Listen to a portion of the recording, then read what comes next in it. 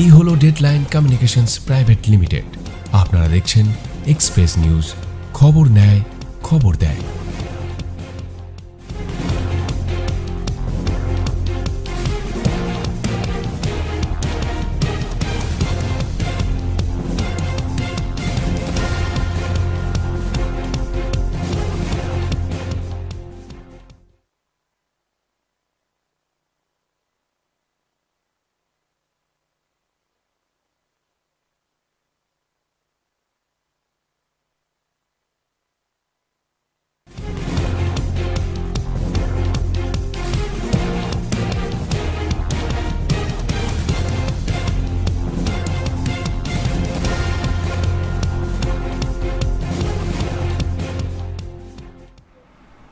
নমস্কার, আপনারা দেখছেন এক্সপ্রেস অনলাইন আর আমি আপনাদের সঙ্গে সব্যসাচী। দুয়ারে সরকার, ভোটের ডিউটি, জনসংযোগ, পাড়ার সমাধান, খেলা মেলা, পরীক্ষা সেন্টারের ডিউটি থেকে সরকারি বিভিন্ন মিটিং মিছিল, এছাড়াও মাননীয় মুখ্যমন্ত্রীর সভামঞ্চ ভরানো এনাদের কাজ। যখনই ডাকবেন, হাত বাড়াবেন, বন্ধুর মতন আপনাদের পাশে এসে দাঁড়াচ্ছে। এইসব ভূমিকায় থাকেন এরা, অ্যাক্রিডিটেড সোশ্যাল হেলথ অ্যাক্টিভিস্ট, এক কথায় আশা। কিন্তু এই আশারা আজকের দিনে কতটা আশাহত, এটা নিয়ে আজকের আলোচনা। আর এই আশারা আশাহত যে আমাদের বিষয়, এই বিষয়ে আলোচনা করার জন্য আমার সঙ্গে রয়েছেন আশাদের রাজ্যের নেত্রী কেকা পাল। কেকাদি, আমাদের অনুষ্ঠানে স্বাগত। নমস্কার।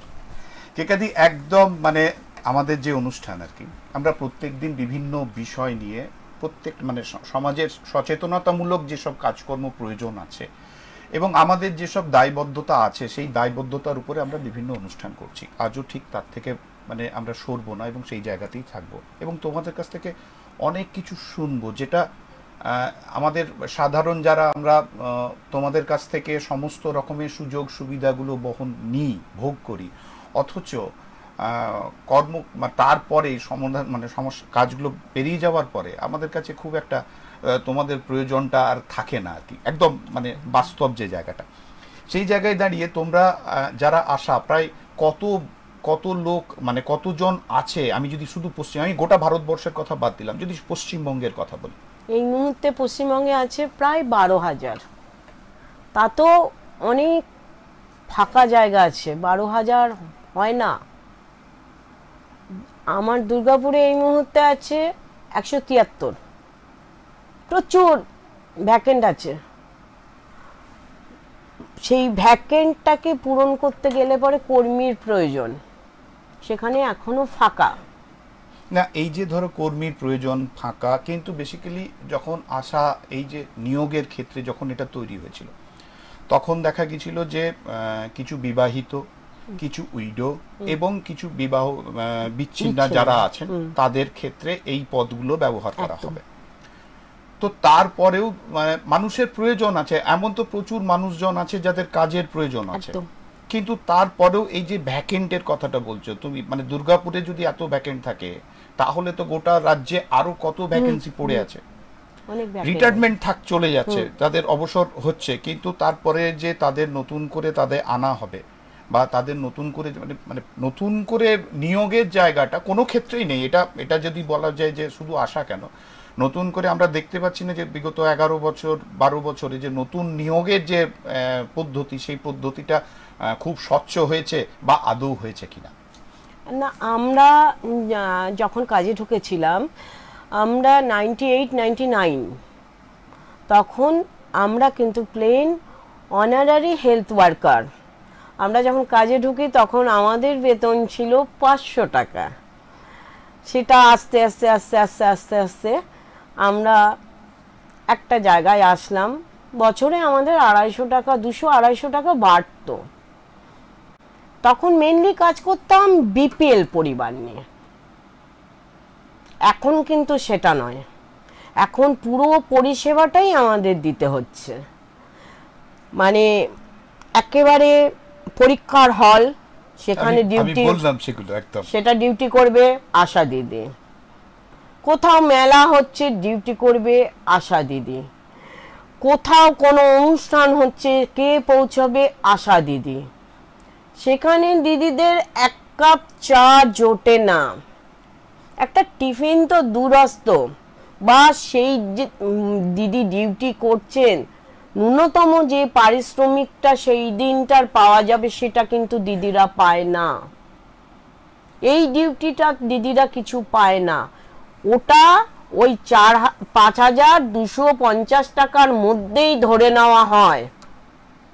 আমাদের এই মুহূর্তে আমরা পাচ্ছি হচ্ছে 5,250, এই দুর্মূল্যের বাজারে। যেখানে নুন আনতে পান্তা পেরোয় সেখানে 5,250 একটা ইনসেনটিভ পাওয়া যাচ্ছে, সেটা কাজের বিনিময়ে।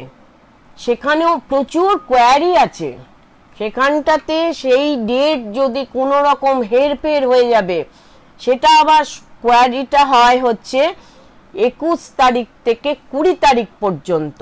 তার মাঝখানে আমি যেটুকু শিশুদের কাজ করব, গর্ভবতী মাকে প্রসব করার জন্য ভর্তি করব, তার জন্য একটা ইনসেনটিভ আছে।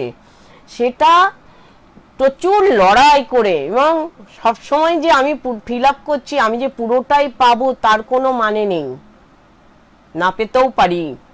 আমার কাগজ কোথাও ভুল থাকলে সেটাকে কেটে নেওয়া হবে। আমাদের বহু কষ্ট মেয়েদের। এবং সব থেকে বড় কথা হচ্ছে, আমি কিন্তু আশা নই।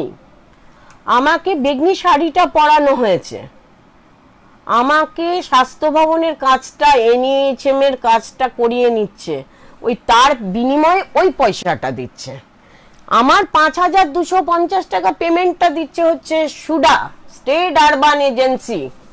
আমাদের এখানে বলার আছে, আমরা যারা শহরের আশা বলছে তথাকথিত বেগনি শাড়ি পরা দিদিরা, সেই দিদিরা কিন্তু ডাইরেক্ট স্বাস্থ্য ভবনের নয়, গ্রামীণ আশাদের একটা প্লাস পয়েন্ট এখানে, গ্রামীণ আশারা ডাইরেক্ট স্বাস্থ্য ভবনের কাজ করে, স্বাস্থ্য পরিবার কল্যাণ দপ্তর, আর দেখে হচ্ছে NHM।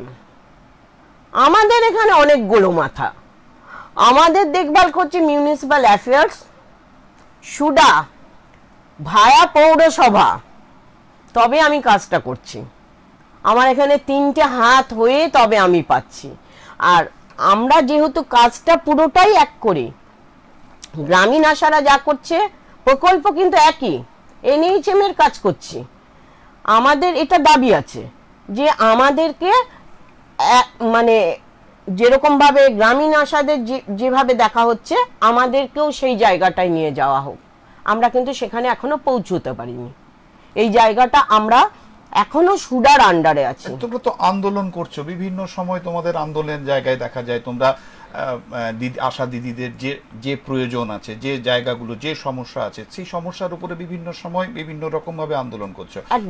শুধু মানে দুর্গাপুর নয়, দুর্গাপুর থেকে রাজ্য থেকে রাজ্যের বাইরে দিল্লি পর্যন্ত তোমরা এটা নিয়ে আন্দোলন করছো।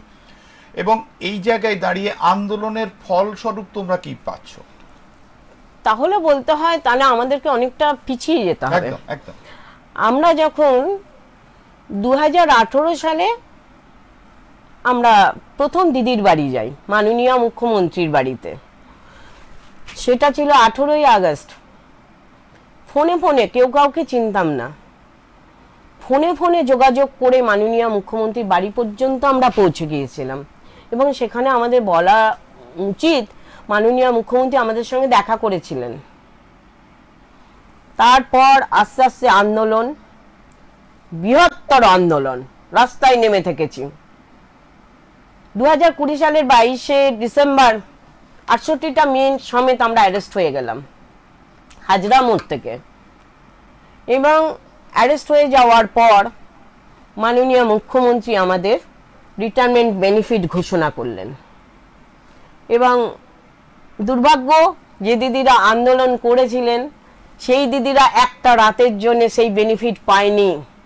আমার এখানে বলা উচিত, আমার দুর্গাপুরের রায়ডাঙ্গার গার্গিদি ছিলেন, দিদি শূন্য হাতে বসে গিয়েছিলেন, কোনো বেনিফিট পায়নি। মানে ওই মুহূর্তটাতে গোটা পশ্চিমবাংলায় প্রায় 50-55টা মেয়ে ওই একটা রাতের জন্য বেনিফিটটা পেল না। কিন্তু সেদিন তো বলেছিল, মানে আমরা যতটা জানি যে সেই দিন দিদি বলেছিলেন 65,000 টাকা করে অবসরকালীন দেওয়া হবে। আরেকবার বলুন। 65,000 টাকা অবসরকালীন না, উনি 3 লক্ষ টাকা, 3 লক্ষ টাকা, এবং 3 লক্ষ টাকা আমার দিদিরা পেয়েছে, কিন্তু পেয়েছে কারণ এখন 65 এসেছে, সেটাও 65-র অর্ডারও বার করা হয়েছে। 65 হয়ে যাওয়া মানে রিটায়ারমেন্ট কিন্তু তাহলে আটকে গেল। যেসব দিদিরা 60-এর কোটায় ছিল তারা কিন্তু এবার 65-র কোটাতে ডিউটি করছে, তাহলে রিটায়ারমেন্ট বেনিফিট এখন দিতে হচ্ছে না। কিন্তু এইখানটা তো আর একটা বলার আছে, যেসব দিদিরা অসুস্থ কর্মরত অবস্থায় মারা যাচ্ছে তারা কোনো বেনিফিট পাচ্ছে না। আমরা মাননীয় মুখ্যমন্ত্রীর কাছে বারবার আবেদন করছি, কর্মরত অবস্থায় মৃত্যু হলে পরে তার বেনিফিটটা দিন। পরিবারটা অসহায়, পরিবারটা কিচ্ছু পাচ্ছে না। আমার এই মুহূর্তে মনে আছে এফটিএস দিদি রিঙ্কু পাত্র অ্যাক্সিডেন্ট হয়ে মারা গেল, তার বাচ্চা দুটো ভীষণ অসহায়, বেনিফিট পায়নি। কাত্তায়নী মাঝি স্ট্রোক হয়ে মারা গেল গরমে ডিউটি করতে গিয়ে, বেনিফিট পায়নি। এরকম ভাবে প্রত্যেকটা পৌরসভাতে দিদিরা আছে। গত মাসে 3 জন দিদি মারা গেছেন পশ্চিমবাংলায়। আমরা বারবার আবেদন করছি যে যে দিদি কর্মরত অবস্থায় মারা যাচ্ছেন তার বেনিফিটটা দিন। সেটা তার পরিবারটা তো প্রাপ্য। আর আমাদের সব এসছে বিপিএল পরিবার থেকে, গরিব পরিবারগুলোর থেকে, তাদের পরিবারগুলো কিন্তু ভীষণ অসহায়। আমরা চাইছি কর্মরত অবস্থায় কেউ যদি চলে যাচ্ছে তার পরিবারটাকে বেনিফিটটা দেওয়া হোক। আরেকটা জিনিস, কাজ করতে করতে যে দিদিরা অসুস্থ হয়ে যাচ্ছে 60-এর কোটাতে, দিদি অনেক দিদি আছে চলতে পারছে না, কাজের চাপটা এত বেশি। গ্রামীণ আশারা মাত্র 1000 জনসংখ্যায় কাজ করে, আমাদের সেখানে ন্যূনতম জনসংখ্যা হচ্ছে 2500। আশাদের নিয়ম হচ্ছে বুথ ওয়াইজ আশা থাকবে, গোটা ভারতবর্ষের এটাই নিয়ম আছে। 800 থেকে 1000 জনসংখ্যায় আমরা কাজ করতে পারবো, সেখানে শহরের আশাদের 2500 ন্যূনতম পপুলেশন। এই বৈষম্যটা কেন জানি না, এই ভেদাভেদটা কেন? ওনারা বলছেন শহরে গ্রামের দিকে মানুষ ছড়িয়ে ছিটিয়ে থাকে, তাদের 800-1000 অনেকটা খাটতে হয়, আমরা এক জায়গাতে পেয়ে যাব। কিন্তু খাটনি তো আমাদের বেশি, আমরা সেটাই ওনাদেরকে বোঝাতে পারছি না। শুধুমাত্র মা ও শিশু নিয়ে তো কাজটা করছি না, সর্বস্ব চাপিয়ে দেওয়া হচ্ছে। আমি যখন কাজটা জমা দিয়ে বেরিয়ে আসি, আমার বাইরে বেরিয়ে এসেই আমি মোবাইলে আরেকটা মেসেজ পাই, কালকে এটার তথ্যটা দিয়ে যাবেন, আজকে অ্যালবান্ডাজলের হিসেবটা দিন, কালকে ভিটামিন এ তেলের হিসেবটা দিন। আমার কিন্তু প্রতিদিন কাজ, মানে আমি ওই মা ও শিশু নিয়ে যে পরিষেবা দিচ্ছি, তাদের ফ্যামিলি প্ল্যানিং থেকে শুরু করে তাদের যাবতীয় সব কিছু আমরা, কিন্তু এক্সট্রা কাজগুলো যেভাবে ঘাড়ে চাপিয়ে দেওয়া হচ্ছে, আমরা বলছি শুধুমাত্র মা ও শিশু নিয়ে আমাদের থাকতে দাও। আমরাও এই বোঝাটা নিতে পারছি না। অনেক দিদি স্ট্রোকে প্যারালিসিস হয়ে পড়ে আছে, স্ট্রোক হয়ে যাচ্ছে। এখন আবার আমাদের দিদিদের ট্রেনিং এ পাঠানো হচ্ছে, আশাদের ট্রেনিং 12 দিনের, এবং ট্রেনিং নিতে গিয়ে দিদিরা অসুস্থ হয়ে পড়ছে। ওখানে কোনো পরিকাঠামো নেই, ট্রিটমেন্টের ব্যবস্থা নেই, অ্যাম্বুলেন্সের ব্যবস্থা নেই, এবং সেই দিদি যদি অ্যাম্বুলেন্স করে বাড়িতে পাঠানো হবে তাকে তার পয়সাতেই, কোনো ট্রিটমেন্টে কিচ্ছু না। দিদির যদি প্যারালিসিস হয়ে যাবে, দিদির যদি স্ট্রোক হয়ে যাবে, তাকে কোনো রকম তার বাড়ি পর্যন্ত পৌঁছে দেওয়া হবে। মানে এক কথায় যারা পরিষেবা দিচ্ছে সাধারণ মানুষকে, তাদের কোনো পরিষেবা নেই। না না, বড্ড অসহায় দিদিরা। এবং সব থেকে বড় কথা, আমরা যারা আশা দিদিরা ব্রেস্ট ফিডিং নিয়ে আমরা চেঁচিয়ে মরি, মাতৃদুগ্ধ এখনো সপ্তাহ চলছে আমাদের, এখন 7 তারিখ পর্যন্ত চলবে ব্রেস্ট ফিডিং। অথচ আমার আশা দিদি মা বাচ্চাকে বাড়িতে রেখে 21 দিন পরে সে ফিল্ডে যায় ডিউটি করতে, তার বাচ্চা কিন্তু দুধ পায় না, বুকের দুধ পায় না। আমার সেই দিদি বাচ্চাকে ব্রেস্ট ফিডিং করাতে পারছে না, অথচ আমি ফিল্ডে গিয়ে বলছি শিশুকে বুকের দুধ খাওয়াচ্ছেন তো। যে দিদি প্রশ্ন করছে সে কিন্তু তার বাচ্চা বাড়িতে রয়ে গেছে 9 ঘন্টা 10 ঘন্টা। আমাদের তো সবসময় বলা হচ্ছে 24x7 আপনাদের কোনো ছুটি নেই, কোনো ছুটি নেই। মাননীয় প্রধানমন্ত্রী কোভিডে বিদেশে যে আমাদের জন্য আশাদের জন্য নাকি অ্যাওয়ার্ড পেয়েছেন। যে দিদিরা কোভিডে আক্রান্ত হয়েছে কেউ বেনিফিট পায়নি। কোভিডে আক্রান্ত একটা দিদিও বেনিফিট পায়নি, সেটা এখনো স্বাস্থ্য ভবন জানে। তাহলে স্বাস্থ্য ভবন এইভাবে মানে চোখে কাপড় বেঁধে গান্ধারীর ভূমিকা মানে এবং আপনাদের এই আন্দোলন তাদের কি চোখের পটিটা খুলে দিতে পারছে না? আমরা তো কন্টিনিউ আন্দোলন করে যাচ্ছি। আমরা 12ই ফেব্রুয়ারি একটা মারাত্মক আন্দোলন করেছিলাম, কারণ গভর্নমেন্টে যখন বাজেট পেশ হলো, বাজেটে আমাদের জন্য কিচ্ছু ছিল না এবং আমরা রাস্তায় নামতে বাধ্য হয়েছিলাম। সেই আন্দোলন করার পরে একটা ছিটেফোঁটা পেয়েছি, মাননীয় মুখ্যমন্ত্রী দিয়েছেন আমাদেরকে। আমরা আশা করেছিলাম যে ভোটটা পার হয়ে গেলে পরে ইন্ডিয়া গভর্নমেন্টের যে বাজেটটা হচ্ছে সেটাতে আশাদের, আইসিডিএসদের বা আমরা যারা আছি স্কিম ওয়ার্কার্স তাদের জন্য একটা কিছু আসবে, কিন্তু সেখানে তো আরো বড় শূন্যতা। সেখানে আমরা যখন ভোট পরবর্তী যে বাজেটটা দেখলাম ভীষণ হতাশ হয়েছি। সে তো আবার স্বাস্থ্য খাতের টাকা কমিয়ে দেওয়া হয়েছে, সেখানেও তো আরো বেশি হতাশা। আমরা চাই আমরা পরিষেবা দেব, কিন্তু আমাদেরকেও বাঁচতে দেওয়া হোক। আমরা যদি না বাঁচি তাহলে আমরা পরিষেবাটা কি করে দেবো? এবং ম্যাক্সিমাম দিদিরা বিপিএল পরিবার থেকে শেখে। আমাদের ফিল্ডে যে আমাদের জল খাওয়ার টাইম থাকে না, সরি, ফিল্ডে সরি আমরা কেউ খাবার খাওয়ার সময় পাই না, সেটা তো তাদেরকে দেখতে হবে যে এই দিদিরা পুরো একটা দিন বাড়ির বাইরে থাকছে, তাদের অন্তত ব্রেক টাইম একটা দিন, তারা এই টাইমটায় খাক, সেটা নেই, সেটা নেই। এবং আরেকটা জিনিস, আমরা যখন গর্ভবতী মায়ের পরিষেবা দিই ন্যূনতম 4 বার চেক আপ থাকতে হয় আমাদের সেন্টারগুলোতে।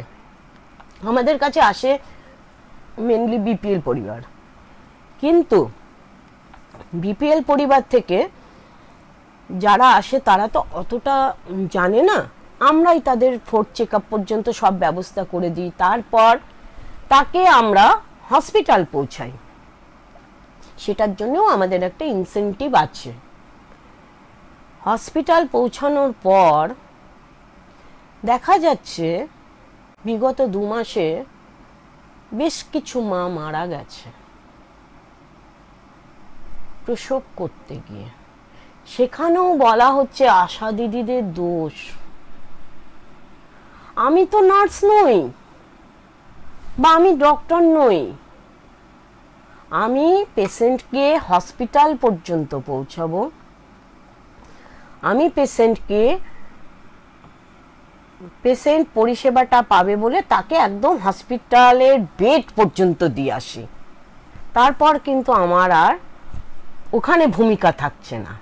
আবার যখন পেশেন্ট ছুটি হয়ে বাড়ি যাবে তখন আমি আবার তার 3, 7, 14, 21, 28, 42 বাচ্চাটা 42 দিন হবে, 45 দিনের ভ্যাকসিন পাবে, আমার তত্ত্বাবধানে বাচ্চা থাকবে।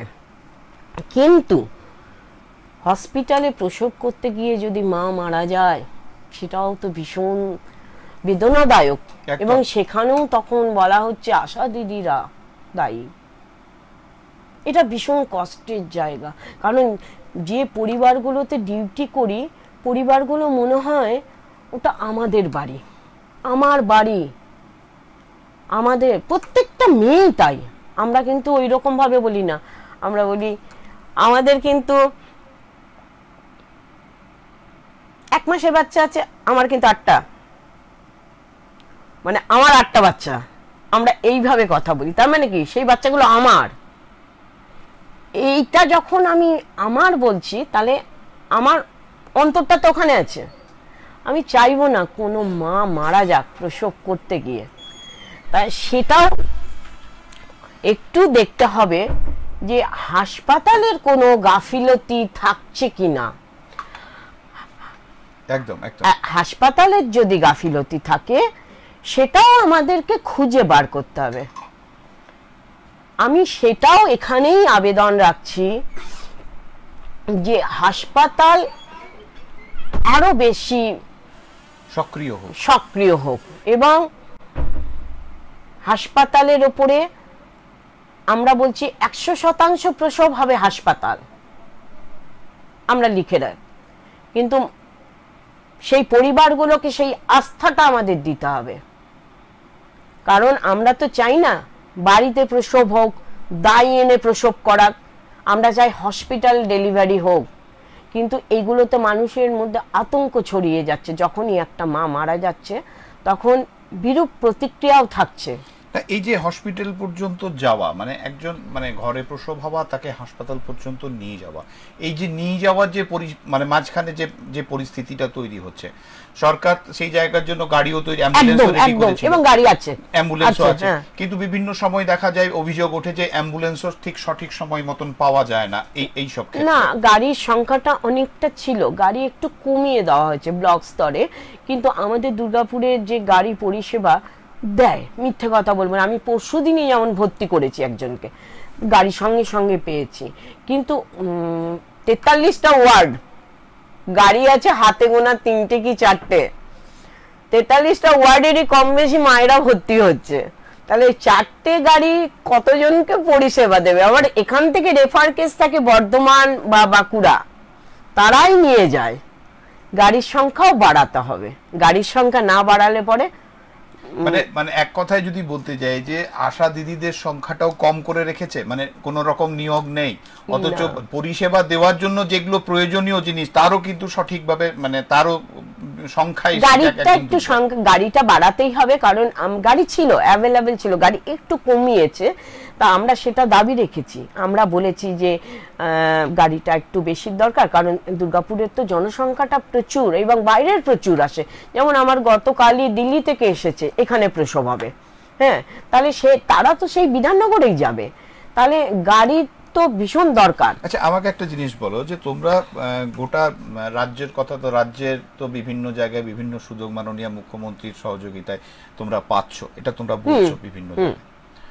আবার এটাও আমরা বিভিন্ন সময় লক্ষ্য করেছি, যখন তোমরা দিদির কোনো সভায় গিয়ে পরে কোনো রকম কোনো নিজেদের চাওয়া পাওয়ার কথা বলতে গেছো, তখন তোমাদের বিরোধী বলে, মানে বিরোধীদের পাঠানো বলে তোমাদের একটা মার্কও এটাতেও করে দেওয়া হয়েছে। আসল ব্যাপারটা তা নয়, ব্যাপারটা হয়ে গেছে মাননীয় মুখ্যমন্ত্রী রিসেন্ট 129টা পৌরসভার আশা দিদিরা খুব ভালো কাজ করেন এটা বলেছেন, কিন্তু এটা আমরা শুনে কিন্তু খুব খুশি হয়েছি।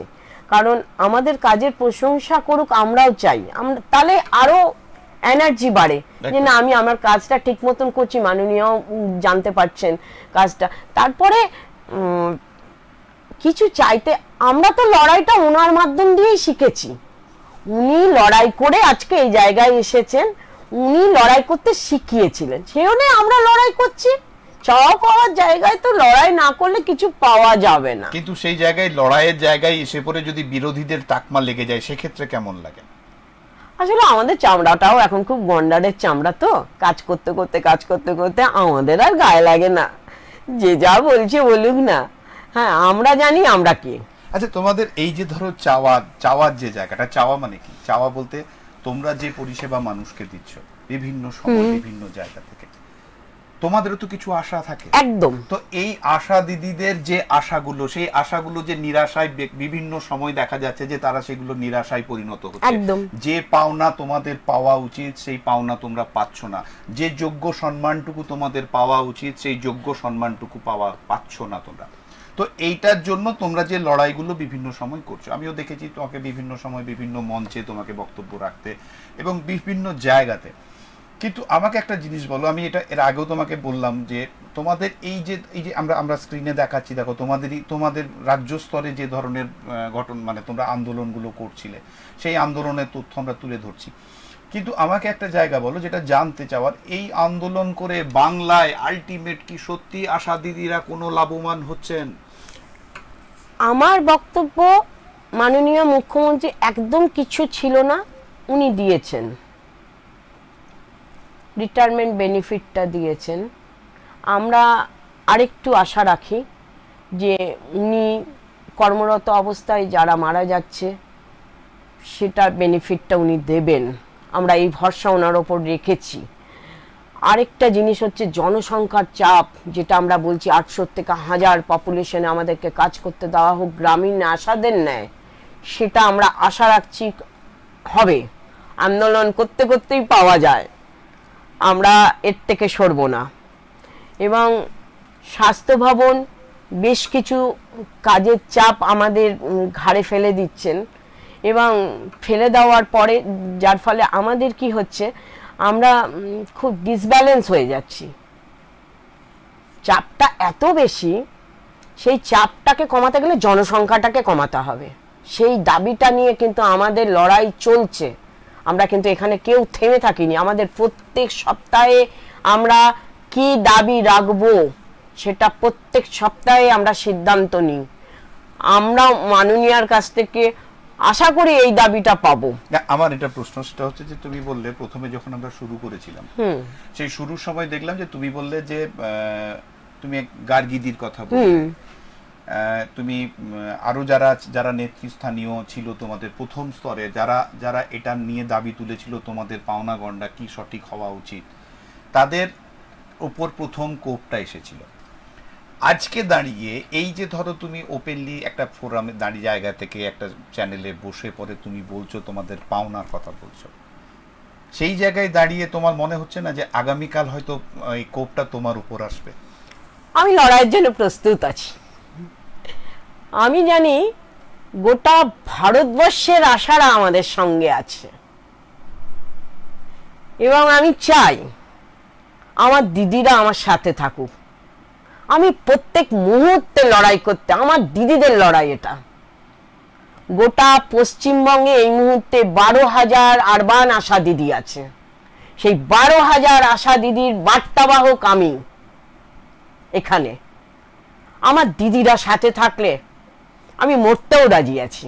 না, মরা বা জায়গা চলে যাওয়া এটা তো অন্য বিষয় হয়ে গেল, কিন্তু ঘটনা হচ্ছে যে এই যে ধরো লড়াই করতে পারবো। হ্যাঁ, একদম লড়াইটাই তো সব, লড়াইয়ের উপরেই তো সমস্ত কিছু দাঁড়িয়ে আছে। এবং তোমাদের যে তুমি যে কথাগুলো বলছো, তোমার যে লড়াই, সেই লড়াইটা তো সত্যি করে মানে যেটা প্রয়োজন, যেটা প্রাপ্য। আমার এখানে আরেকটা বলার আছে, আমার দুর্গাপুরের 2011 সাল থেকে যখন পরিবর্তন হলো, আগের গভর্নমেন্টও আমাদের কিছু দেয়নি, কিচ্ছু না। এই গভর্নমেন্ট তো তবু দিচ্ছে, এটা আমার অস্বীকার করার জায়গা নেই। কিন্তু বেশিরভাগ পৌরসভা ইপিএফ দেয়, দুর্গাপুর দেয় না। আমরা বারবার দাবি নিয়ে গিয়েছিলাম, আমরা শূন্য হাতে ফিরেছি। একটা আশ্চর্যের কথা তুমি যেটা বললে সেটা হচ্ছে ইপিএফ সরকার নিজেই বিভিন্ন জায়গায় বিভিন্ন সময় বলছে, এবং বিভিন্ন বেসরকারি সংস্থায় যারা কন্ট্রাকচুয়াল কাজ করছে তাদের ক্ষেত্রেও এটা বলা হচ্ছে যে ইপিএফ দিতেই হবে, ইএসআই দিতেই হবে। তো সেই জায়গায় দাঁড়িয়ে একটা সরকারের পক্ষ হয়ে কাজ করা একটা জায়গায় তারা ইপিএফ পাচ্ছে না, না, এবং শুধু দুর্গাপুরেই পাচ্ছে না, না, বেশিরভাগ পৌরসভা দিচ্ছে। আমি যেমন পাশে বলতে পারি পূর্ব বর্ধমান দেয়, ওর মধ্যে দাইহাট আছে, ওর মধ্যে মেমারি আছে, এরকম ভাবে বেশিরভাগ পৌরসভাটা ইপিএফ এখন করে দিয়েছে। বিশেষ করে 2007 সালে যে সিবিপিএসসির যে মানে সিবিপিএসসির মধ্যে যারা আছে তারা ম্যাক্সিমাম ইপিএফ পায়, একদম ডায়মন্ড হারবার থেকে শুরু করে দিয়ে সবাই ইপিএফ পাচ্ছে, শুধুমাত্র দুর্গাপুরকে দেওয়া হয় না। আমি এটা মানে একই বৃক্ষে পৃথক ফল আর কি। মানে যেটা যদি রুলস থাকে আর কি দেওয়া, এবং সরকার বিভিন্ন ক্ষেত্রে যখন এটাকে নির্ধারণ করে দিয়েছে যে প্রত্যেককে দিতে হবে, এটা বাধ্যতামূলক করেছে বিভিন্ন কনসেন্টে তাদের কাছে, তাহলে সেক্ষেত্রে আশাদের ক্ষেত্রে, বিশেষ করে দুর্গাপুরের ক্ষেত্রে, তাহলে তারা ইপিএফ পাবে নাটা কেন? সেটা আমরা বারবার বলেছিলাম, এবং আমি সব ডকুমেন্টস পেশ করেছিলাম, গার্গিদি এবং আমি, মিস্টার অগস্তি যখন ছিলেন তখন থেকেই, কিন্তু পুরোটাই না বলে দেওয়া হয়েছিল যে হবে না ইপিএফটা আমরা খুব আশা করেছিলাম, কারণ প্রত্যেকেই তো একটা বিপিএল পরিবার থেকে এসেছে, একটা আফটার রিটায়ারমেন্ট একটা যদি পিএফ এর আওতায় থাকে, যেটুকুই পেনশনের আওতায় আসুক না দিদিরা, সামান্য কিছু, সেটাও তো অনেকটা পাওয়া। সেই জন্যই আমরা অন্যান্য পৌরসভার উদাহরণ দিয়েছি। এখানে আরেকটা বলার আছে, প্রত্যেকটা পৌরসভা ম্যাক্সিমাম পৌরসভার ফান্ড থেকে আশা দিদিদের একটা অনুদান দেওয়া হয়, যেটা দুর্গাপুরে দেয় না। এটা তো আসানসোলও দেয়। হ্যাঁ, আসানসোল 700 দিচ্ছে এখন, আগে 500 দিচ্ছিল, এই বাড়িয়ে দেওয়া হয়েছে, 2 মাস হলো 700 করেছে, এবং প্রত্যেকটা ম্যাক্সিমাম পৌরসভা দেয় না। আমি একটা জিনিস বুঝতে পারছি না, সেটা হচ্ছে যে একই জেলা দুর্গাপুর, পশ্চিম বর্ধমান জেলা, সেই পশ্চিম বর্ধমান জেলা দুটি পৌরসভা, আসানসোল পৌরসভা, দুর্গাপুর পৌরসভা, সেই জেলার একটা পৌরসভা সমস্ত কিছু দিচ্ছে, অথচ একটা পৌরসভা দিচ্ছে না। এই যে বৈষম্যতা, এটা তো হতে পারে না, এটা তো হওয়া উচিত নয়। আমরা এটা দাবি রেখেছিলাম, বারবার বলেছিলেন ফান্ড নেই, তা আমরা আবারও দাবি রেখে এসেছি। আপনার 2 সপ্তাহ আগেও আমরা বারবার বললাম যে অন্যান্য পৌরসভা যদি দিতে পারছে আপনারা দিন। আমরা অনেকবার তার প্রমাণ দিয়েছি যে এই পৌরসভাগুলো দেয়, আমাদের কাছেও তো তার নথি আছে, কোন কোন পৌরসভা দিচ্ছে, নিজস্ব অনুদানটা দিচ্ছে মেয়েদেরকে। তা আমরাও আশায় আছি পাবো। এই যে আশাটা, আমি বারবার ওই একটা জায়গাতে আছি, আমি ওই জন্য আজকে ট্যাগলাইনই রেখেছিলাম যে আশারা আশা হতো। আপনারাও আশা করে আছেন যে দেবেন, কিন্তু ঘটনা হচ্ছে যে অন্য পৌরসভা যদি দিতে পারে, পাশের জেলা আমাদের আগে একসঙ্গে ছিলাম, আজকে আলাদা হয়েছি, পূর্ব বর্ধমান, তারা যদি দিতে পারে, পশ্চিম দুর্গাপুরের মতন একটা জায়গা, দুর্গাপুরের মতন একটা শহর যে মানে নিজেকে সব দিক থেকে এগিয়ে রাখতে চায়, সব দিক থেকে ভালো জায়গায় রাখতে চায়, সেই শহরের যারা নিয়ত প্রত্যেকটা মুহূর্ত সাধারণ মানুষকে পরিষেবা দিচ্ছে, তারা কেন বারবার আশাহত হবে?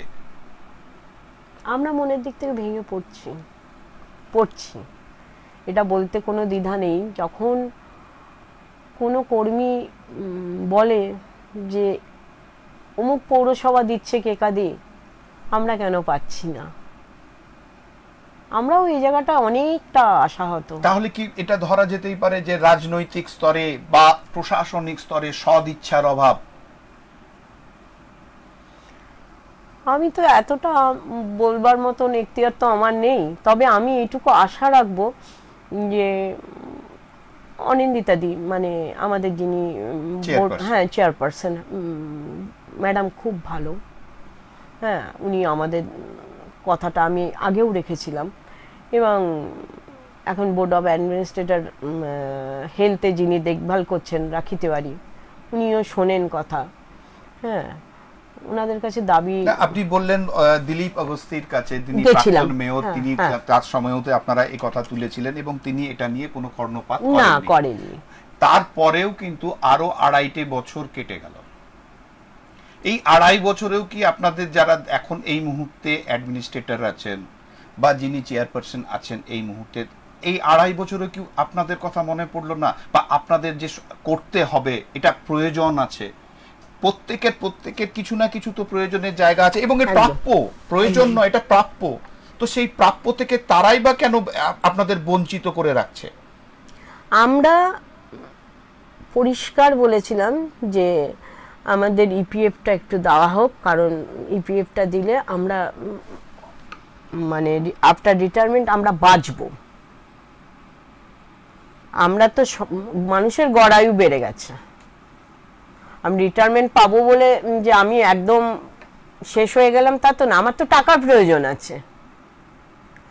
মাননীয় মুখ্যমন্ত্রী রিটায়ারমেন্ট বেনিফিট 5 লক্ষ টাকা ঘোষণা করেছে একদম, কিন্তু এখনো পর্যন্ত আমরা 5 লক্ষ, কারণ আমাদের কিন্তু সব 60 থেকে 65 কোটাতে এখনো কিন্তু রিটায়ারমেন্ট হচ্ছে না। যেটা হয়েছিল 3 লক্ষ পর্যন্ত কিছু জনের হয়েছিল, 5 লক্ষ কিন্তু আমরা এখনো কেউ হাতে পাইনি। 5 লক্ষ টাকাতে তো আমার পরিবারটা বাঁচতে পারবে না। মানে 5 লক্ষটাও একটা আশা, ওটাও একটা আশা আমাদের। আমি জানি পাবো, জানি ওটা পাবো, কিন্তু ইপিএফটা থাকলে পরে একটা পেনশনের আওতায় সামান্যতম হলেও একটা পেনশন আসবে, একটা টাকা। সেটা তো শুধুমাত্র সরকার দেবে তা নয়, কর্পোরেশন দেবে তা নয়, আমারও একটা ফান্ড কাটবে তার মধ্যে। তাহলে দুটো মিলিয়ে তো আমার একটু টাকা জমবে। আমি সেটা বোঝাতে পারিনি ওনাদের কাছে। আমি মানে আমার এটা বোঝাতে পারাটা, মানে যেহেতু আমি আমার এটা জানার আর সেটা হচ্ছে যে তুমি বললে যে সমস্ত তথ্য আছে, নথি আছে, আসানসোল পৌরসভা দিচ্ছে, পাশের বর্ধমান পৌরসভা দিচ্ছে, এখানে এটাকে নিয়ে একাধিকবার বলার জায়গা তৈরি হয়েছে এবং বলাও হয়েছে। তারপরেও যে এনারা এটা বুঝতে পারছেন না, না বুঝতে চাইছেন না বলছেন দেখছি, এইবারেও বলেছেন, ভালো শব্দ, দেখছি। হ্যাঁ, জানি না, নিশ্চয়ই ওনারা দেখছি যখন বলেছেন, আমাদেরও আরেকবার রিমাইন্ডার দেওয়া দরকার আছে। আমরাও দেখি একবার রিমাইন্ডার দেবো, কারণ আমরা খুব আশা করেছিলাম দুর্গাপুরের মানে আমাদের দিকটা একটু দেখা হবে, সেই আশাটা অনেকটা নিরাশা। একদম প্রত্যেকটা জায়গা থেকে আশাটা সবসময় নিরাশার দিকেই যাচ্ছে এতক্ষণ যত। আরেকটা জিনিস এখানে বলার আছে, আমরা পালস পোলিও করছি, আমাদের ভারতবর্ষ পোলিও মুক্ত। পোলিওর ডিউটি একটা দিদি হাউস টু হাউস ভিজিট করে, একটা ভ্যাকসিন ক্যারিয়ার থাকে, একটা ট্যালিসিট থাকে, চক থাকে, পেন থাকে, বাচ্চার আঙুলের মার্কার থাকে, 100টা বাড়ি ভিজিট করে। কত পায় জানেন? 75 টাকা পার ডে। ওই অতগুলো জিনিসকে সে ক্যারি করবে, বাচ্চা পোলিও খাওয়াবে, সকাল থেকে রাত পর্যন্ত। বাচ্চা স্কুলে থাকলে পরে সেই বাচ্চা স্কুল থেকে আসবে, সেই দিদি আবার সেই বাড়িতে যাবে, সেই বাচ্চাকে পোলিও খাইয়ে আসবে। সারা দিন 3 দিন ভিজিট করার পর দিদির ভাগ্যে জোটে হচ্ছে পার ডে 75 টাকা। আপনি বলুন, এই দুর্মূল্যের বাজারে 75 টাকার কি মূল্য আছে? ডেঙ্গু 175 টাকা। আমাদেরকে নেটে কাজ করতে হয়, 60টা করে বাড়ি ভিজিট। 60টা করে যে বাড়ি ভিজিট হচ্ছে, তার টোটাল তথ্য আমাদেরকে অনলাইনে আমরা কাজটা করি। নেট ভরার জন্য আমাদেরকে দেওয়া হচ্ছে 100 টাকা। এই যে সিস্টেমটার মধ্যে টাকাটা দেওয়া হচ্ছে, রিসেন্ট সব রিচার্জের টাকা বেড়ে গেছে। 100 টাকায় কি হয়? আর ওই ভিজিট করার জন্য আমাদের 175 টাকা পার ডে। এই রেটগুলো বাড়ুক, নেট ভরা। এখানে আরেকটা জিনিস বলার আছে, আমাদের পুরো কাজটা কিন্তু এখন আমাদেরকে মোবাইলে করতে হয়। মোবাইল করার জন্য স্বাস্থ্য ভবন আমাদের 200 টাকা করে রিচার্জের টাকা দেওয়া হয়, তাও সেটা নিয়মিত নয়, সেটা জেলাতে আসে, জেলা আমাদের দেয়, সিওএইচ দপ্তর। নিয়মিত পাই না 200 টাকা। মাননীয় মুখ্যমন্ত্রী ঘোষণা করেছিলেন মোবাইল দেবেন, মোবাইল এখনো আমরা পাইনি। আমরা নিজেদের কিছু মেয়ের ফোন আছে, আবার অনেক দিদিরা বড় ফোন ব্যবহার জানে না, চালাতে পারে না, প্রত্যেকেই তো বয়স হয়েছে। তাহলে আমার মাননীয় মুখ্যমন্ত্রীর কাছে অনুরোধ, আমাদের ফোন দিন, কারণ আমাদের তো সব তথ্য এখন ফোনের মাধ্যম দিয়ে নিচ্ছেন। তাহলে ফোন দিলে তো তাহলে দিদিরা শিখতে পারবে। কেউ মেয়ের ফোন আছে, কারো ছেলের ফোন আছে, হয়তো নাম্বারটা একটু অ্যাড করে দিয়েছে, সে হয়তো রিপোর্টটা তার ছেলে পাঠাতে পারছে, মা কিন্তু পাঠাতে পারে না। আর 200 টাকা নেট ভরার টাকা বা মোবাইল রিচার্জের টাকা, এই যে হারে রিচার্জের সব দাম বাড়লো, 200 টাকায় কি হতে পারে? তারপর আসি ইউনিফর্মের কথায়। 2021 সালের পর আমরা ইউনিফর্ম আর পাইনি, স্বাস্থ্য ভবনকে আমরা বারবার দাবি রেখেছিলাম। এইবার যে ইউনিফর্ম এসছে ওটাকে এক কথায় তিরপল বলা যেতে পারে। প্রথমে বলা হলো তন্তুজ থেকে আপনাদের কাপড় আসবে, আমরা খুব আশা করেছিলাম ভীষণ ভালো একটা পোশাক পাবো। অন্তত এর আগের পোশাকটা এত পাতলা ছিল, মানে দিদিরা পড়তে হেজিটেট ফিল করতো, মানে এত পাতলা। এবারে আবার এমন মোটা করেছে সেটা ওই রেনকোট হয়ে গেছে, সেটা পরার ভীষণ রকম অযোগ্য। এই হচ্ছে আমাদের পোশাকের পরিস্থিতি, এই হচ্ছে আমাদের মানে মোবাইলের অবস্থা, এই হচ্ছে আমাদের রিচার্জের অবস্থা। আমরা খুব আশা করেছিলাম মাননীয় প্রধানমন্ত্রী অন্তত আমাদের দিকটা দেখবেন। মাননীয় মুখ্যমন্ত্রী তো একটু দিয়েছেন, যেটা হোক দিয়েছেন। আমরা আন্দোলন করেছিলাম, 750 টাকা বেতন বাড়িয়েছেন, 3 লক্ষ টাকা বেনিফিট ছিল, 5 লক্ষ টাকা করেছেন। মাননীয় প্রধানমন্ত্রী তো কিছুই না, শুধু একটা আয়ুষ্মান ভারতের গল্প শুনেছিলাম আমরা। তা আমরা বলেছিলাম ওটা খাবো না গায়ে মাখবো না কি করব বুঝতে পারছি না। আমি বাঁচলে তো তবে আমার আয়ুষ্মান ভারতের কার্ড, আমার বেতনটা বাড়িয়ে আগে আমাকে বাঁচানোটা হোক। আমি বাঁচলে আমার পরিবার, আমি যে পরিবারগুলোকে পরিষেবা দিই তারা আরো ভালো পরিষেবা পাবে।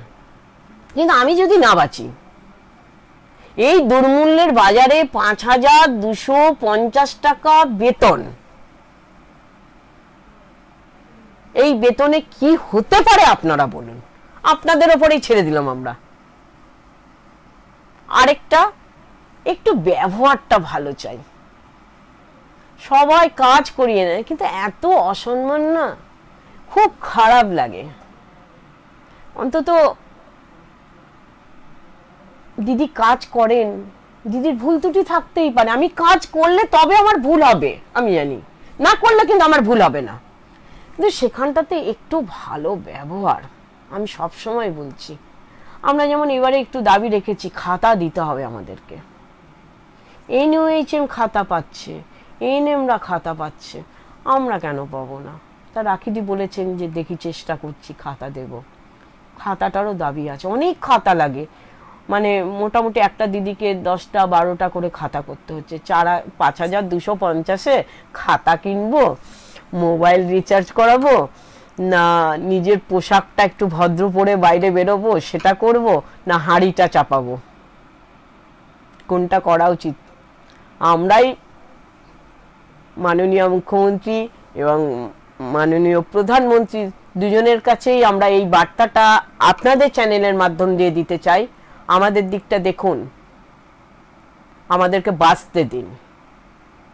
আর আমরা বাঁচলে শহর বাঁচবে, গ্রাম বাঁচবে। একদম। কিন্তু ঘটনা হচ্ছে যে এই যে তোমাদের বাঁচা তার উপর নির্ভর করছে শহরের ভালো থাকা, শহরের ভালোবাসা, শহরের এগিয়ে যাওয়া, শহরের উন্নতি, গ্রামের উন্নয়ন।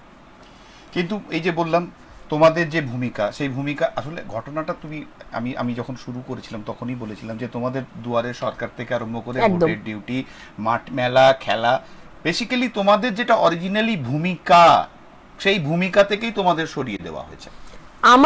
আমার বলা, আমি এবারে মাধ্যমিকে ডিউটি করতে গিয়ে দেখেছি ম্যাক্সিমাম বাচ্চা পেটে ব্যথায় কাঁদছে, বমি হচ্ছে এবং জ্বর আছে। ওখানে কিন্তু আমার ওষুধ দেওয়ার এখতিয়ার নেই, ডাক্তার থাকতে হবে। আমি বড় জোর ওয়ারেসটা দিতে পারবো, আমার এখতিয়ার হচ্ছে একটা ওয়ারেস দেওয়া, কিন্তু তার বেশি আমি করতে পারি না, ডাক্তার প্রয়োজন। একদম। আমরা বারবার ওটাই বলেছিলাম, স্কুলে আমাদের ভূমিকাটা কি না, তোমাদেরকে বসতে হবে, মানে দেখাতে হবে, বসতে হবে, ওখানেই বসে থাকতে হবে। এবং যতদিন মাধ্যমিক উচ্চ মাধ্যমিক চলেছে এই দিদিদেরই সব নাম এসেছে, সেই দিদিরাই ডিউটি করেছে, মানতে হবে, করতে হবে। আমরা মাননীয় মুখ্যমন্ত্রীর কাছে এই আবেদনও রাখছি যে এই দিকগুলো দেখুন। আমাদের তো কাজটা হচ্ছে শুধু মা ও শিশু, এবং সব থেকে বড় কথা হচ্ছে আমি ডাক্তার নই, আমি নার্স নই, আমি কিচ্ছু না, আমি হচ্ছে সেতু বন্ধনকারী। আমরা যখন ট্রেনিংয়ে যাচ্ছি ট্রেনার দাদারা আমাদের বলছেন আমরা সেতু বন্ধনকারীর ভূমিকা নেব। আমি কিন্তু ডাইরেক্ট কোনো ট্রিটমেন্ট করতে পারি না, একদম কাউকেই না, আমার সেই ইখতিয়ার নেই। তাহলে ওই সব জায়গায় আমাদের ডিউটিগুলো দেওয়ার তো কোনো মানে নেই। সেটা আমরা বারবার বলেছি, মাননীয় মুখ্যমন্ত্রীর কান পর্যন্ত পৌঁছেছেন না এগুলো। আমরা জানি যে উনি অনেক বড় মানে অনেক কিছু দায়িত্ব কাঁধে নিয়ে বসে আছেন, ওনার অনেক দায়িত্ব অনেক বেশি, স্বাস্থ্য দপ্তরটাও তো ওনার কাছে। হ্যাঁ, ওনার কান পর্যন্ত পৌঁছাক। আপনারা প্রায় দিন দেখতে পান আমরা সুরা ঘেরাও করছি, একদম আমরা স্বাস্থ্য ভবন ঘেরাও করছি, আমরা বাধ্য হচ্ছি। না, আমার কথা হচ্ছে যে স্বাস্থ্য ভবন ঘেরাও হচ্ছে, সুরা ঘেরাও হচ্ছে, দিদির নলেজ কান পর্যন্ত যাচ্ছে না, এটাও কি হতে পারে? আমরা তো সেটা বুঝতে পারি না, কিন্তু এত পুলিশি ব্যবস্থা থাকে, এত স্বাস্থ্য ভবন ঘেরাও হচ্ছে, পুলিশি ব্যবস্থা থাকছে, স্বাস্থ্যমন্ত্রীও তিনি, পুলিশ মন্ত্রীও তিনি, তাহলে কি তিনি তার কাছ পর্যন্ত কোনো তথ্যই পৌঁছাচ্ছে না যে কারা আজকে এই স্বাস্থ্য ভবন ঘেরাও করলো? এরা কারা যারা একসঙ্গে রাস্তায় দাঁড়িয়ে আছে? এরা কারা? না, উনি কিন্তু আগে জানতেন না যে আমরা কারা, জানেন তো, সেটা ওনার কান পর্যন্ত পৌঁছায়নি, কিন্তু উনি ইদানিং এটা জেনেছেন, আমরা নিজেরাও বুঝতে পারি সেটা। এবং সব থেকে বড় কথা হচ্ছে প্রতিমন্ত্রী চন্দ্রিমা ভট্টাচার্যের সঙ্গেও আমরা 12ই ফেব্রুয়ারি মিটিংয়ে বসেছিলাম, অনেকটা কথা হয়েছে ওনার সঙ্গেও। কিন্তু আমার বক্তব্য হচ্ছে গ্রামীণ আশাদেরকে সবাই খেয়াল রাখে। 80,000 আছে পশ্চিমবাংলায়, আর সেখানে আমরা 12,000, সংখ্যাটা কম, কিন্তু ভূমিকা তো মানে 80,000-এর মানুষও যা ভূমিকা পালন করছে, 12,000-এর মানুষও তো একই ভূমিকা পালন করছে। অথচ আমাদের বার্তাটা আমরা মাননীয় পর্যন্ত পৌঁছতে পারছিলাম না। কিন্তু এইবার ইলেকশনের সময় আমরা পালি করে করে মাননীয় যেখানে যেখানে হেঁটে গেছেন বা ওনার র্যালি ছিল, আমরা কিন্তু প্রত্যেক জায়গায় স্বাস্থ্যকর্মীরা চিঠি পৌঁছেছি ওনাকে, সে ওনার যিনি পিএ আছেন তার মাধ্যম দিয়ে, বা ওনার যারা যেসব পুলিশ খুব কাছের উনি চিঠি না করিয়েছেন। এবং 129টা পৌরসভার মধ্যে অন্তত 80টা পৌরসভার চিঠি পৌঁছেছিলাম আমরা মাননীয় মুখ্যমন্ত্রীকে, প্রত্যেকে, এমনকি দুর্গাপুরেও চিঠি পৌঁছানো হয়েছিল, পৌঁছেছি চিঠি। যারা আমাদের এই অনুষ্ঠান যেসব আশা দিদিরা দেখছে তাদের উদ্দেশ্যে কি বলবেন? তাদের উদ্দেশ্যে আমার একটাই কথা, আমরা আমাদের কাজের জায়গাটা কাজ করে যাব, আমাদের দাবি দেওয়া নিয়ে আমরা আন্দোলনও চালিয়ে যাব। মাননীয় মুখ্যমন্ত্রী আমাদের আন্দোলন করতে শিখিয়েছেন, আমরা এখানটাতে ভয় পাবো না। না ছেলে না কাঁদলে মা দুধ দেয় না, আমরা না কাঁদলে আমরা কোনো কিছুই পাবো না। অতএব আমাদের আন্দোলন চালাতে হবে, এবং আমি জানি আন্দোলন করতে করতে সবকিছু পাওয়া যায়। আজকে আমরা যেটুকু পেয়েছি আন্দোলন করে পেয়েছি, ছিনিয়ে নিয়েছি, দিদি দিয়েছেন, আন্দোলন দেখে দিয়েছেন।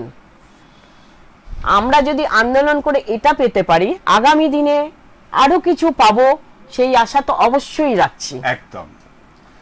আশা দিদিদের আশা হু সম্মান দিয়েছে গ্লোবাল হেলথ লিডার্স। রাজ্য সরকার বীরাঙ্গনা বলছেন, অথচ এই বীরাঙ্গনাদের যে আর্থিক সচ্ছলতা বাড়ানোর কথা, আর্থিক সমৃদ্ধি বাড়ানোর কথা, এটা কবে প্রশাসনের নজরে আসবে, এটা কিন্তু বড় প্রশ্ন থাকলো। তার সঙ্গে আশাটাও থাকলো যে এই আশা দিদিরা আগামী দিনে আশাহত হবেন না, নিরাশা হবে না। আজকের অনুষ্ঠান এখানেই শেষ করব, আবার দেখা হবে আগামীকাল অন্য কোনো বিষয় নিয়ে। নমস্কার।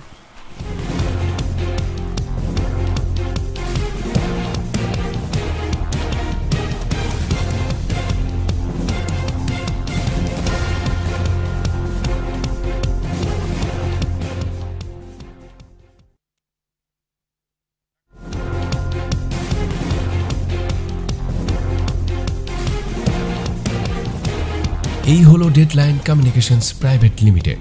আপনারা দেখছেন এক্সপ্রেস নিউজ, খবর নেয় খবর দেয়।